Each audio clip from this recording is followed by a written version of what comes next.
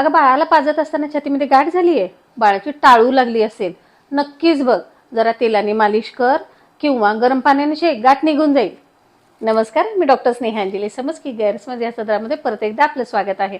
बघा, ही वाक्य खूप जणांनी ऐकली असतील. छातीमध्ये जर गाठ झाली तर खूप जणांना आपल्या घरातील सिनियर मंडळी काय सांगतात की नक्कीच बाळाची टाळू लागली असेल. अर्थात हा गैरसमज आहे.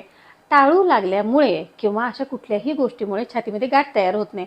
खरं तर बाळाला फीड करत असताना एखादी दुधाची ग्रंथी ही तशीच राहिलेली असते, तिथलं दूध निघालेलं नसतं. अशा वेळेला दुधाच्या गाठी तयार होतात आणि या गाठी जर इन्फेक्ट झाल्या तर मग मात्र तिथं सूज येणं, तिथली जागा लालसर होणं आणि दुखरी होणं हे व्हायला चालू होतं.